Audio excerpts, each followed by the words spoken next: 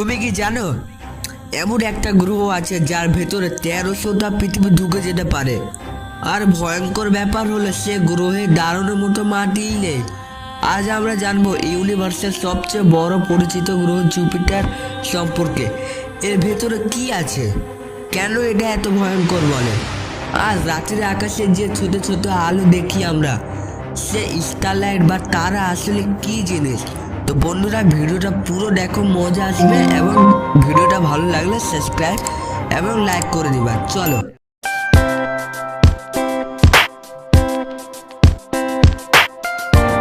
প্রথমে আমরা জানবো গ্রহ মানেটা কি। আমরা যে পৃথিবীতে থাকি এটা একটা গ্রহ। গ্রহ মানে এমন একটা মহাকাশের বস্তু যা সূর্যের মতো কোনো তারার চারপাশে ঘোরে। আমাদের সৌরজগতে মোট 8টা প্রধান গ্রহ আছে, যেমন মার্কারি, ভেনাস, আর্থ, মার্স, জুপিটার, স্যাটার্ন, ইউরেনাস আর নেপচুন। এর মধ্যে সবচেয়ে বড় হলো জুপিটার। জুপিটার এতটাই বিশাল যে এর ভেতরে প্রায় 1300টা পৃথিবী ঢুকে যেতে পারে। এর ব্যাস প্রায় 1,40,000 কিলোমিটার। যদি কোনো প্ল্যান জুপিটারকে একবারে ঘুরতে আসতে চায় তাহলে অনেক দিন লেগে যাবে। এটা এত বড় যে আকাশের এটা একটা ছোট্ট সূর্যের মতো দেখতে পারতো যদি আরো কাছে থাকতো। জুপিটার কি মাটির গ্রহ আছে? না, জুপিটার মার পৃথিবীর মতো শক্ত পাথরের গ্রহ না। এটা একটা গ্যাস জায়ন্ত, মানে এর বেশিরভাগ অংশ হাইড্রোজেন আর হিলিয়াম গ্যাস দিয়ে তৈরি আছে। জুপিটার, যদি তুমি জুপিটারের দিকে নামতে থাকো তাহলে প্রথমে ঘন মেঘ দেখতে পারবে, তারপর বিশাল গ্যাসের স্তর, তারপর চাপ এত বেশি হবে যে গ্যাস তরলে পরিণত হবে। আর নিচে গেলে বিজ্ঞানীরা মনে করেন যে সেখানে থাকতে পারলে ধাতব হাইড্রোজেন লাগবে। ধাতব হাইড্রোজেন কি? চাপ এত বেশি হলে হাইড্রোজেন অদ্ভুত আচরণ করে। এটা ধাতুর মতো বিদ্যুৎ পরিবহন করতে পারে। বিজ্ঞানীরা একে বলে ম্যাটিক্যাল হিউলিয়াস। এর অংশে একই জুপিটার ভয়ঙ্করের ম্যাগনিফিক ফিল্ড তৈরি হয়। জুপিটার ভয়ঙ্কর ঝড় আছে। জুপিটারের সবচেয়ে বিখ্যাত জিনিস হলো বিশাল ঝড়, গ্রেট রেড স্পট। এটা একটা বিশাল ঘূর্ণিঝড়। এই ঝড় পৃথিবীর থেকেও বড়। আর ভয়ঙ্কর বিষয় হলো এই ঝড় শত শত বছর ধরে চলেছে। বাতাসের গতি ঘন্টায় 400 কিলোমিটার বেশি হতে পারে।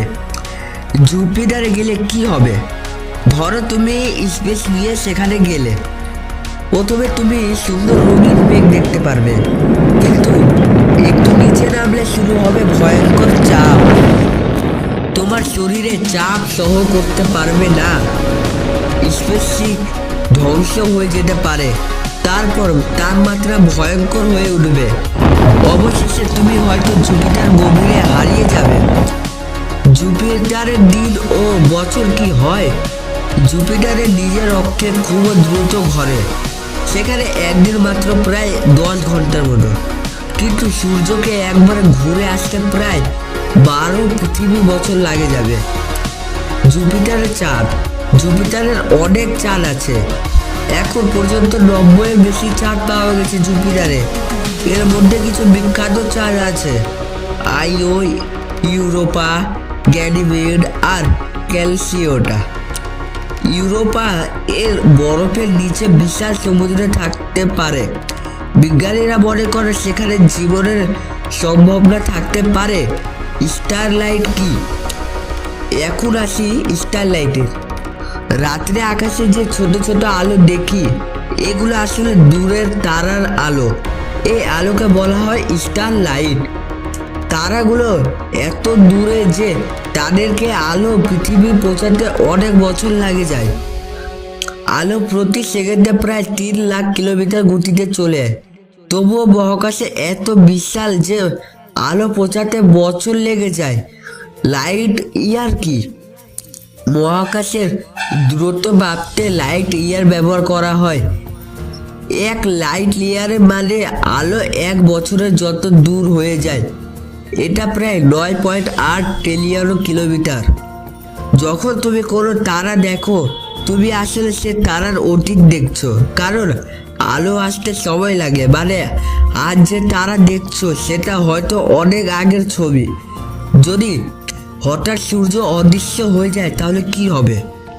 আমরা সঙ্গে সঙ্গে বুঝতে পারবো না, কারণ সূর্যের আলো পৃথিবীতে আসতে প্রায় 8 মিনিট সময় লাগে। তাই 8 মিনিটের পর্যন্ত পৃথিবীতে ভালো থাকবে। তারপর বিজ্ঞানীরা মনে করবেন ইউনিভার্সের শেষ কোথায় সেটা এখনো জানা যায়নি। এখানে কোটি কোটি গ্যালাক্সি আছে, তার প্রতিটি গ্যালাক্সিতে কোটি কোটি তারা আছে। আমাদের গ্যালাক্সির নাম হলো মিল্কি ওয়ে। মহাকাশে এমন জায়গাও আছে যে আলো বের হতে পারে না। হ্যাঁ বন্ধুরা, আমরা ব্ল্যাক হোলের কথা বলছি। এগুলো মাধ্যাকর্ষণ এত বেশি যে সব কিছু টেনে নেয়। তাহলে তুমি ভাবতে পারছো যে আমরা যে ছোট পৃথিবীতে থাকি সেটা পুরো ইউনিভার্স তুলনায় প্রায় কিছুই না। আর রাত্রে আকাশে যে আলো দেখি সেগুলো আসলে কোটি কোটি কিলোমিটার দূরের তারাদের বার্তা। মহাকাশের যে যত জানাচ্ছি তত এটা আরো রহস্যময় হয়ে উঠেছে। তো বন্ধুরা, ভিডিওটা ভালো লাগলে সাবস্ক্রাইব করে দিও। টাটা।